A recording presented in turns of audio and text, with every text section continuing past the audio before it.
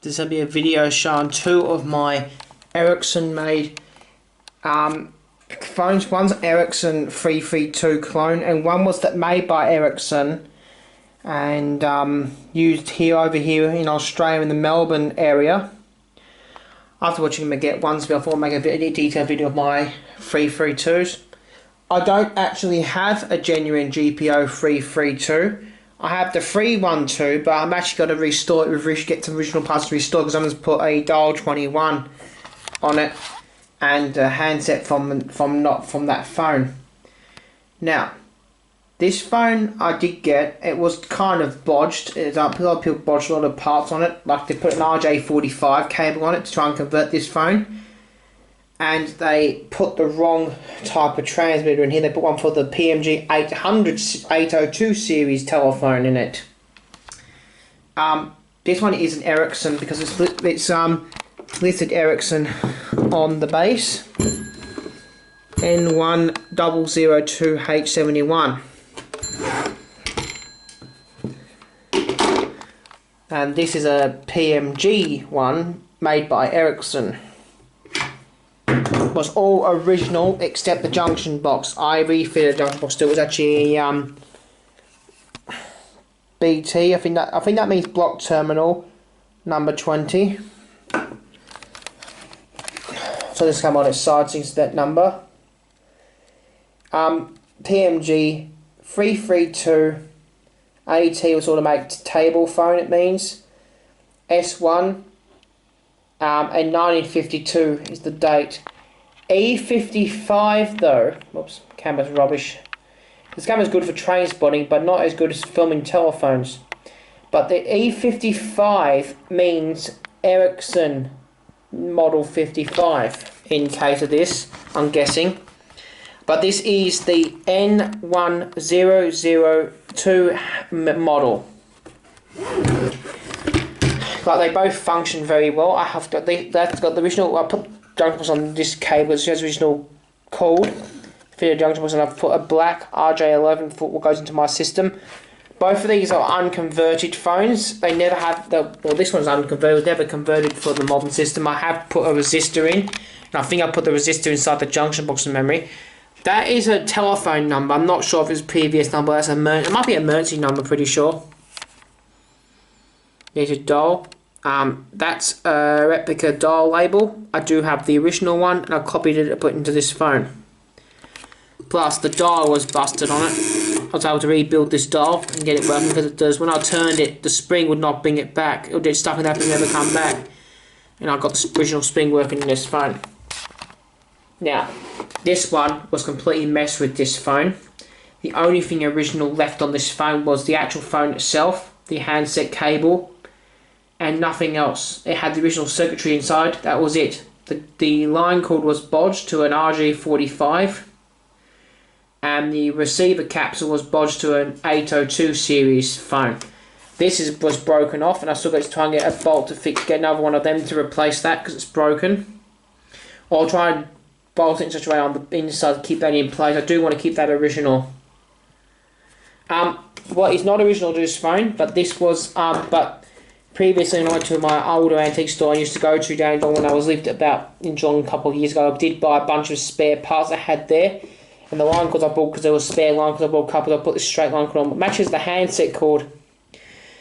When I first saw this, when Annie explained Indian, if I had a straight cable, this might be an Indian one, but it wasn't, because it was a British one.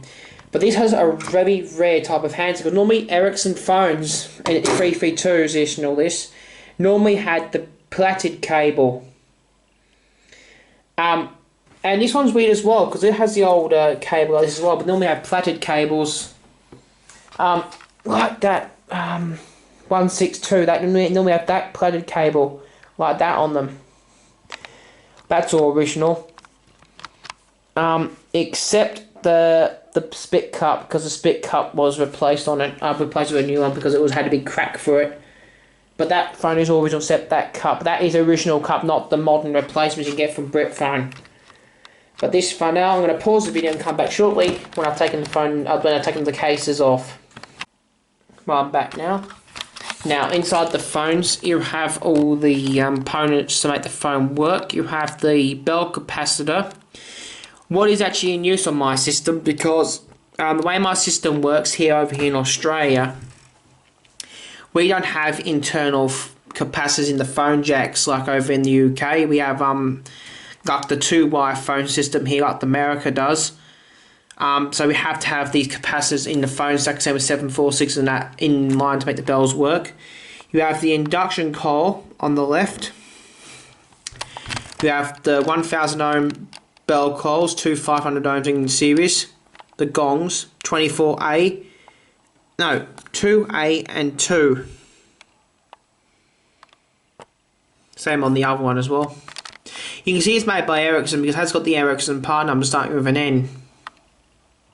There's my resistor to jumper this to make this a 2-wire phone, because it originally was linked as a 2-wire phone, but I put that across to make this go as a Ren of 1, not a Ren of 4. This one across here is it's the same, but just a slight difference. It has a round capacitor there, and the induction coil is not marked. It's only marked on the underside. Oh no, it is marked. The stickers actually underneath the stuff. Same as before. You got the 1000 ohm bell coil, two 500 ohm in series. The bell coils 2A and 20 and 2 by itself. This one's stamped 58 on the inside. I reckon that's the date code. I'm not too sure. I'm not 100% sure about Ericsson, but they do have good circuit diagrams. This one's got the cable bit for a drawer to go in, but the drawer's not in here. And all that means radio supply, and all that means I don't see what M is on my phone. It has the good schematics inside.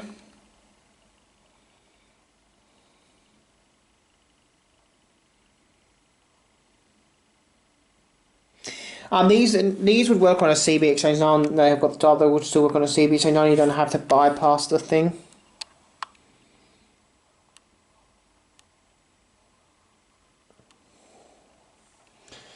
I'm not sure what radio thing means. Teller 332AT and 332CBT. T stands for teller table, and they have W for wall. I do actually have the original telecom engineer's instruction booklet, which tells you about each phone in thing. The next phone engineer gave me those. In the old antique sawmills market back many years ago, he gave me a whole bunch of I think about 30 manuals for free. He was going to throw them into a dustbin, but he gave me them for free.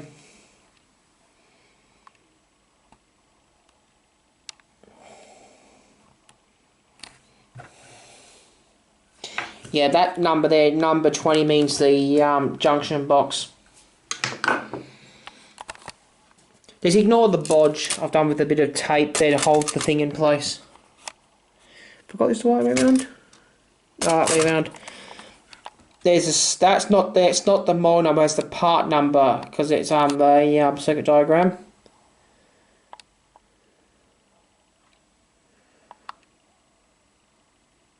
That might mean the terminal block. That, yeah, it does. It's on there. There's your dial terminals.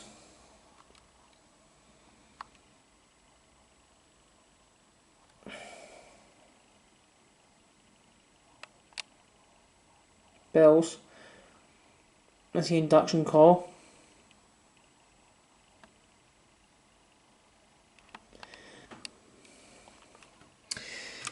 But the way this, let's ignore the bottom cable ties I put in there to hold the wire. That's why I just stop it from getting pulled out the phone again.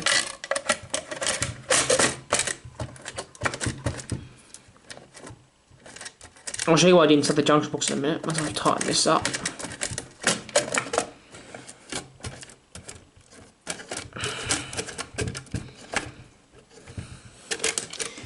Now I have learned how to disassemble a dial 12 and reassemble them again when I'm having problems with the springs. I have done that on a dial 12 plus a PMG 8 style dial.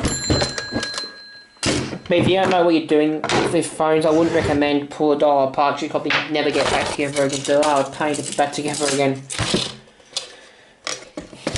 Now, for my rail fans, phones exactly like this were used on the Australian railways. Thanks to my friend STY Train Spotter, that's how I learned these were used on the railways, because when he went to to New South Wales, he showed me a photo in the Railway Museum there. These phones actually in use from the railways. Now I'll show you what I've done inside the junction box. But I don't think it's on a private exchange. These are on a normal PMG exchange.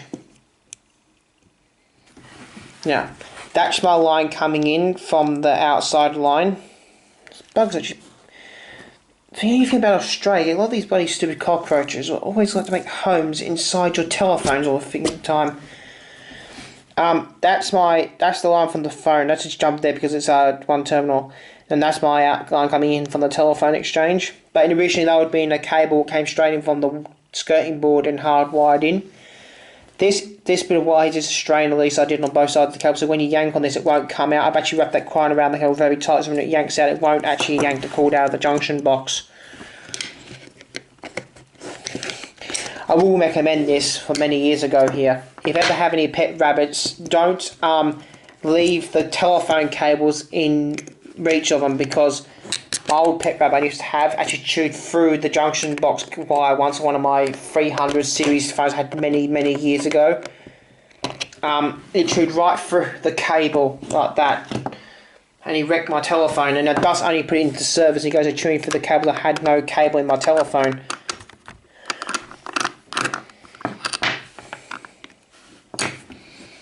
Same with this one. That's my incoming line from the telephone.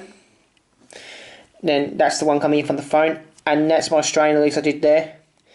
I got this phone, the Baker like this actually for quite cheap. Actually got that for $50, that phone, and that one. Those two came. I got these at a batch. Those two came together for $150 each for a phone. Now in the background you might notice there's a red 746 Mark II, and you're probably going to say in the comments, if I'm not mistaken, Mark II 746 telephones never had coloured finger wheels. You would be right there. That did not come with a coloured finger wheel. I just put on recently because I put that in service here in my room as a Mario phone. That's why it's got the plain red finger wheel. It's not going to stay on there. I'm going to change when I take this phone out of use. I will put that clear finger wheel next to it back on. That's actually the finger wheel from the phone. That clear one. That's not going to stay on the phone. I'm going to put it back on when I take the phone out of service when I move to my new place. But this is the video showing my two Ericsson made N1002 clones of the GPO 332 series telephones.